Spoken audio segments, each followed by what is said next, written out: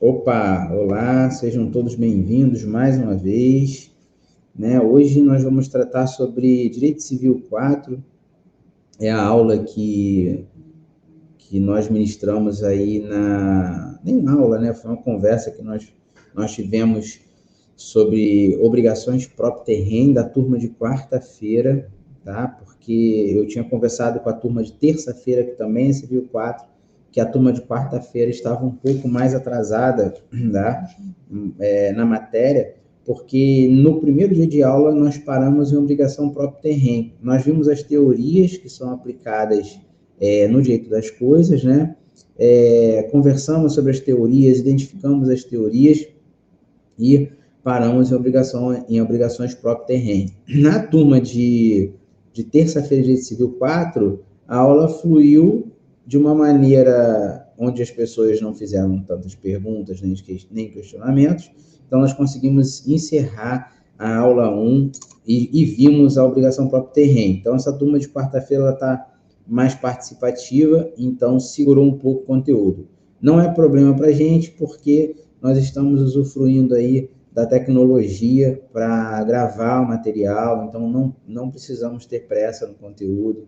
Na faculdade a gente vai absorver todo o conteúdo, por mais que pare, pergunte, interrompa, é a melhor coisa que tem, porque aí vai ficar bem amarrado na cabeça de vocês o conteúdo da graduação, beleza?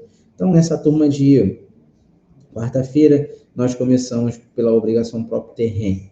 Tá? A obrigação próprio terreno nada mais é que uma obrigação que acompanha a coisa. Tá? Então, eu cito como exemplo inicial, para poder vocês assimilarem melhor esse conteúdo, esse conceito, né, de obrigação próprio terreno, o IPTU. Tá? O IPTU é uma obrigação que é gerada tem o fato gerador através do direito tributário. Então, quem adquire um imóvel automaticamente vai ter que recolher o IPTU, que é um imposto obrigatório, um imposto municipal. Então, é uma obrigação que acompanha a coisa, tá? Que acompanha o bem, que acompanha o imóvel. E eu coloquei esse conceito aí, ó. É a obrigação que reúne dois tipos de direito, o pessoal e o real. Trata-se de uma obrigação, que é o direito pessoal, né? A obrigação de pagar, em razão de uma coisa, que é o direito real, em razão do bem, né? Em razão do imóvel que foi comprado. Então, a obrigação de pagar está acompanhando a coisa, então, em razão da coisa. Então, se a coisa é transmitida, o imposto, a obrigação também é transmitida. Então, eu cito o exemplo de IPTU, que é uma obrigação que decorre de uma imposição do direito tributário, que é o direito público, né, incidindo diretamente na relação entre pessoa e coisa. E aí eu coloco que o sujeito ativo do IPTU é a Fazenda Pública Municipal, e o sujeito contribuinte da relação que é quem tem a obrigação de pagar, que é o cidadão, tá?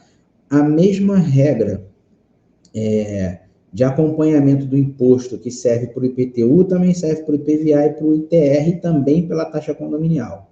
Essa turma super participativa de quarta-feira levantou a questão da taxa condominial e da convenção de condomínio quanto à responsabilidade de pagamento da taxa condominial.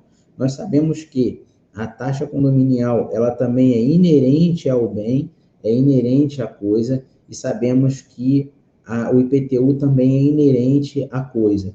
Nós sabemos também que a lei considera esse tipo de taxa condominial, que é obrigatória, e o tipo de imposto, que é o IPTU, acompanham a coisa, e é uma obrigação considerada como próprio terreno.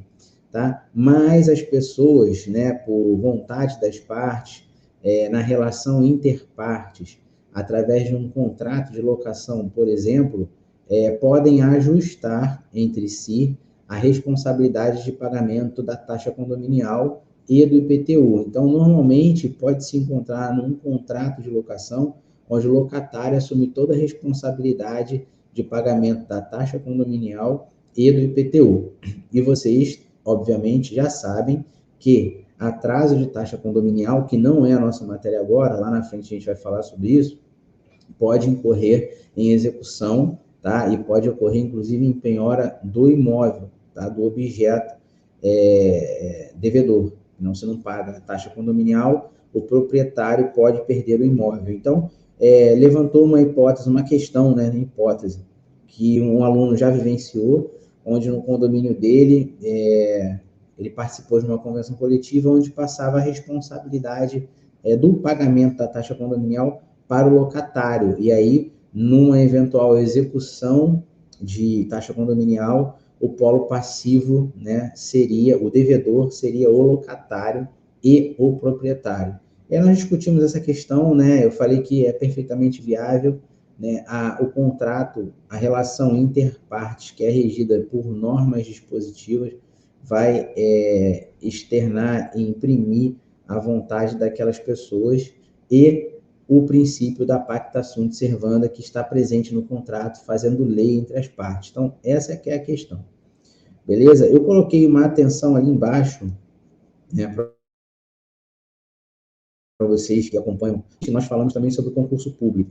Pode haver de cair numa questão de concurso público o seguinte: marque a opção correta com relação à obrigação ambulatória. 2 pontos. IPTU, né, a gente até brincou na sala de aula, plano de saúde, SUS. Então, quando se fala em obrigação ambulatória, é a obrigação próprio terreno. Nós sabemos que o IPTU é uma obrigação ambulatória. Mas por que ambulatória? Porque ela caminha, ela segue o bem, ela segue a coisa. Então, se o apartamento hoje está no meu nome, eu transfiro para uma outra pessoa, essa obrigação vai ser transferida para outra pessoa também, vai caminhar com esse bem, né? Vai andar com esse bem. Então, por isso, apelidamos, né, a obrigação próprio terreno como obrigação ambulatória ou ambulatorial. Beleza? Então, fiquem atentos. Quem for fazer minha prova, marquem no caderno, que é possível que caia uma questão dessa. A questão de concurso sempre tem. Beleza? Nós falamos, então, também ontem sobre a questão de objeto e sujeito no direito das coisas, tá? A gente vai sair um pouco da questão material e vamos para uma questão imaterial, onde a relação de direito real, ela ainda continua existindo quando você fala em produção de espírito humano. Então, nós colocamos ali que nos domínios de letras, artes, ciências ou indústria, fala-se em propriedade literária, artística, científica, industrial, e eu friso para vocês que isso faz parte de direito de propriedade intelectual, tá? E tem sido entendido atualmente como o direito sui generis. Então, o direito sui generis é o próprio gênero, é um único de sua espécie, ele é criado por alguém e é exclusivo, tá? Envolve conteúdo patrimonial com fortes características do direito real, porque existe a questão do domínio, tá? Então, o direito real está bem entrelaçado e bem alinhado com o domínio. É um conteúdo extra-patrimonial, porque nós não temos essa questão da obra literária como bem material, tá certo? Eu fiz esse quadrinho aqui, onde eu coloco para vocês entenderem melhor objeto, bem corpóreo, que são bens móveis, bem corpóreo, que são bens imóveis, e bens incorpóreos, que são aqueles que a gente não consegue pegar, né? Não são palpáveis. Bem simples, de uma forma bem simples, eu coloco aqui que os bens corpóreos são bens que existem materialmente falando, os móveis são livros, joias e carros, os imóveis são terrenos, casas, prédios, dentre outros, e o incorpóreo eu posso citar como exemplo o direito autoral, que é uma questão imaterial, tá? Falamos do objeto, falamos do sujeito, e é muito interessante essa parte do sujeito, né? Nós temos o sujeito ativo e o sujeito passivo. O sujeito ativo é aquele titular do direito subjetivo, absoluto, sobre o bem, tá? Pode exercer o direito de sequela. Nós explicamos que o direito de sequela, na aula passada, o proprietário do bem pode exercer, né? Ele compra o imóvel, alguém pode estar morando dentro daquele imóvel, então, a partir do momento que o efeito passa a ser erga omnes e essa pessoa passa a ter a propriedade daquele bem, ela pode exercer esse direito contra qualquer pessoa que esteja de posse daquele bem de forma ilegal.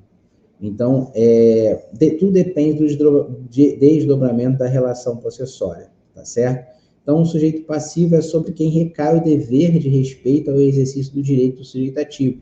Conforme visto anteriormente, disse que a relação do direito real há uma sujeição passiva universal. Quando eu falo sujeição passiva universal remetendo ao direito real, nós lembramos daquelas teorias. E aí tem aquela teoria de direito real, onde se a pessoa que compra um imóvel automaticamente tem que levar a documentação para o registro de imóvel para poder passar o imóvel para o nome dele, e a partir desse momento gera um efeito erga omnes. Esse efeito erga omnes atinge a todos. Então, esses são sujeitos passivos universais. Tá? O sujeito passivo universal é o terceiro. Está fora daquela relação direta entre o particular e o bem. Tá? O cidadão e a coisa. Beleza? Então, o sujeito passivo está sempre sujeito, a redundância, a uma obrigação. Tá certo? Então, ó, eu botei lá, o que é o direito subjetivo? Eu expliquei. Um exemplo, já dei logo um exemplo falando sobre poder de cobrar e dever de pagar uma dívida, tá? Não custa nada, já que nós falamos de direito subjetivo, falar do direito objetivo. Mas eu vou continuar aqui no direito subjetivo para deixar a situação mais clara. O direito subjetivo, ele é a faculdade que uma pessoa tem de fazer ou não, ou deixar de fazer alguma coisa, de acordo com uma norma. Então, eu posso ter uma norma que eu sou... posso ser diretamente atingido pelaquela norma, mas eu posso não aceitar ou não conviver com aquilo, e aquela situação fica meio que opcional para mim, né? Meio que uma norma exemplificativa, eu não sou obrigado a cumprir. E com relação a um contrato, a mesma coisa. Se eu tiver a oportunidade de não cumprir, eu não vou cumprir, então eu não vou ter essa pressão total das normas dispositivas. Ao contrário do direito objetivo, né? Eu cito aí a gestante, porque a norma objetiva ela vai direcionada a uma determinada classe de pessoas, a um determinado tipo de pessoa. Então, a gestante ela tem direito à licença maternidade. A licença maternidade é direcionada para quem está gestante. Quem não está, não tem direito à licença maternidade. Então, além dela ser objetiva, ela é positivada.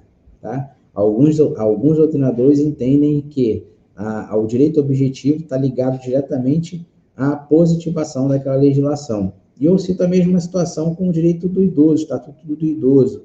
O idoso ele tem determinados direitos, então só os idosos podem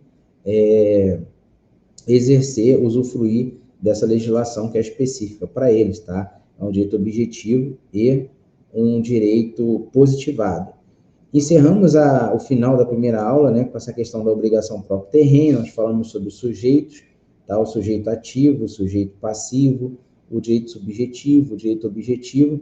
E agora, entrando na questão da aula 2, a gente vai voltar, pela apresentação que a gente vai fazer aqui, a gente vai voltar a comparar os direitos reais dos direitos pessoais. Tá? Então, os direitos reais, que também podem ser chamados de direitos das coisas. Eu até brinquei lá na sala de aula falando que na faculdade eu não aprendi desse jeito. Às vezes eu ficava confuso quando falava direito das coisas, e agora nós estamos falando que os direitos reais são direito das coisas. Quando o professor falava na sala o que é direito real, o que é direito das coisas, eu não sabia que era a mesma coisa. Enfim, tá destacando melhor para poder passar esse conhecimento para vocês de uma maneira mais simples. Então, os direitos reais, que também podem ser chamados de direito das coisas, regula a relação vertical entre o sujeito e o objeto. Apresenta como característica a tipicidade, ou seja, está previsto em lei. Sempre que vocês pensarem ou ouvirem dizer sobre relação entre sujeito e coisa, direito real, tem a incidência direta do direito público. Então, existe uma relação de domínio entre o sujeito e a coisa. Nós lembramos das teorias do direito das coisas, né? Então, eu tenho uma relação vertical. Eu não tenho relação horizontal. Relação vertical é sempre entre sujeito e coisa. É relação de domínio. É o direito real, é o direito das coisas, tá?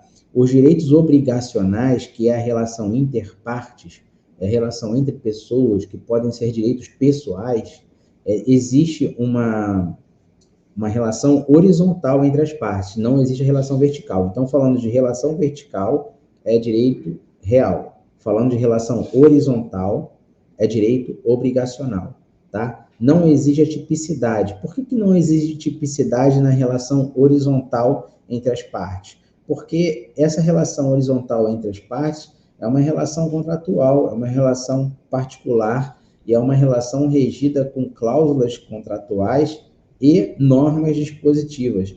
As cláusulas contratuais previstas no contrato inter partes são normas dispositivas, tá? Então, nós temos uma relação horizontal e não vertical. O mesmo quadro que nós apresentamos na aula passada sobre direito real e direito pessoal é o mesmo quadro que nós apresentamos agora, direito real e direito obrigacional. Incide sobre a coisa, o direito real, é independente de cooperação, a teoria realista e personalista tem caráter perpétuo, nós já discutimos na próxima aula, é limitado e o efeito gerado é erga omnes. Nos direitos obrigacionais, a gente incide sobre prestação, a cooperação de sujeito passivo determinado ou determinável, caráter transitório, porque eu vou atingir meu objetivo com o início dessa relação obrigacional, tá? Falando que o objetivo inicial desse contrato entre as partes é a prestação, então com o pagamento eu tenho a contraprestação, com a prestação eu tenho a contraprestação, e se eu quitar essa prestação, eu vou atingir meu objeto final.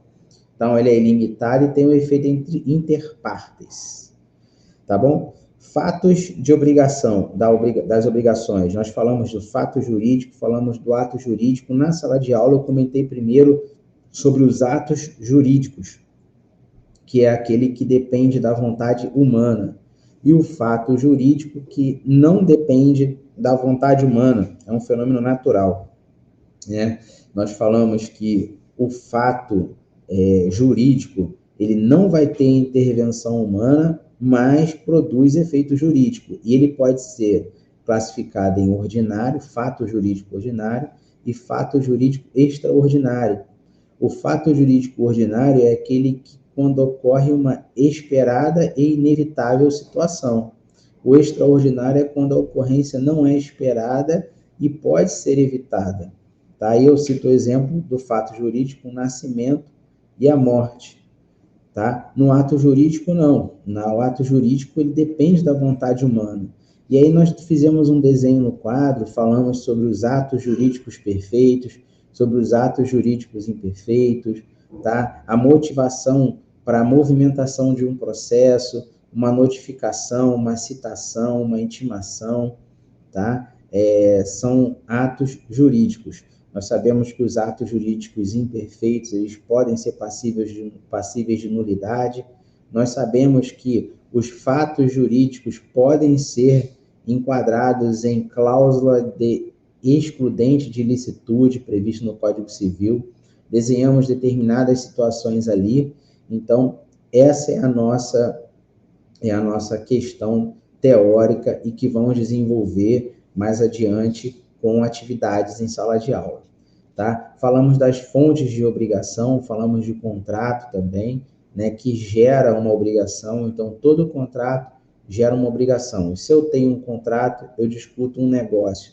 E como é um contrato, é um negócio jurídico bilateral ou plurilateral, porque gera responsabilidade, gera obrigação, gera prestação e contraprestação.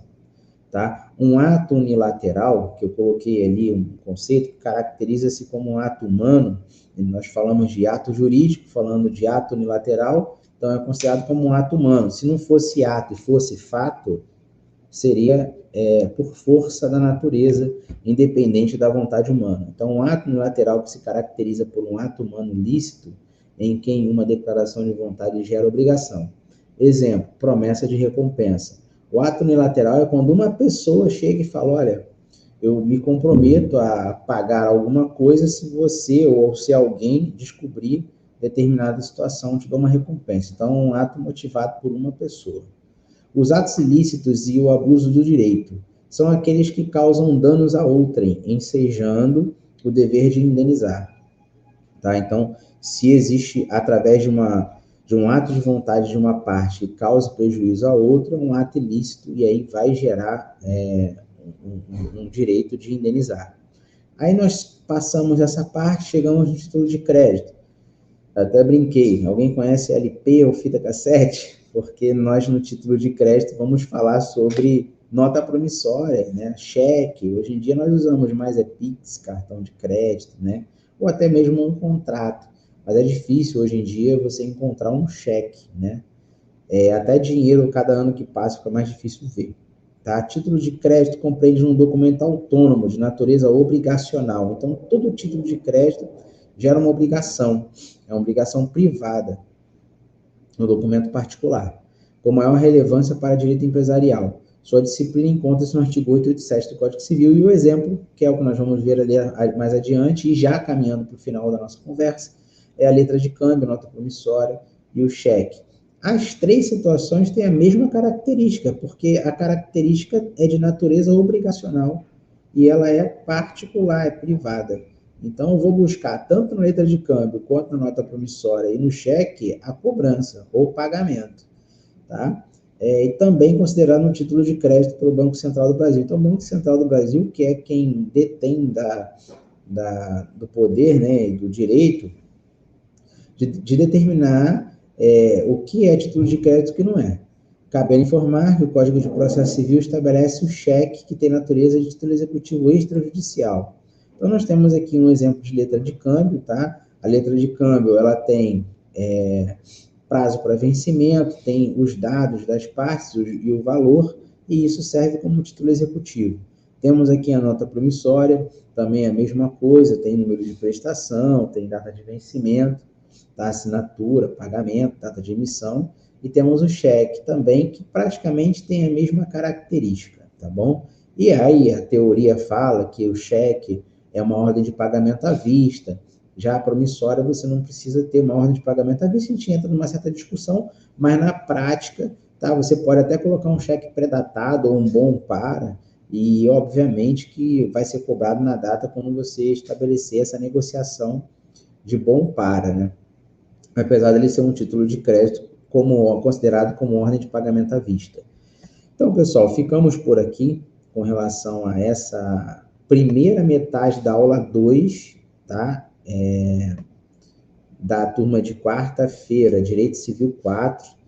Na próxima aula, nós já vamos começar a avançar um pouco sobre a aula 2, e eu acredito que vai dar para chegar na parte de posse, tá? A turma de terça-feira, Direito Civil 4, a gente já entra direto nessa aula 2, e não sei se vai dar tempo para chegar em posse, espero que vocês travem o conteúdo, sim, com perguntas e questionamentos e curiosidades, porque a ideia é aguçar o pensamento de vocês acerca dessa matéria, né? Acerca do conteúdo, porque nós estamos tratando de Direito Civil 4, é uma parte do Direito Civil muito importante para a identificação, principalmente na área de posse e propriedade, que é o que acontece no nosso dia a dia, parte condominial, vizinhança, tá certo? Então, muito obrigado aí pela atenção de todos, já chegamos a 23 minutos de vídeo, estamos no final da tarde, já é hora de correr para a faculdade, porque tem mais umas 3 horinhas de aula aí, agora com a turma de Direito Civil 1, tá certo? Então, um abraço e até a próxima, e vamos para cima.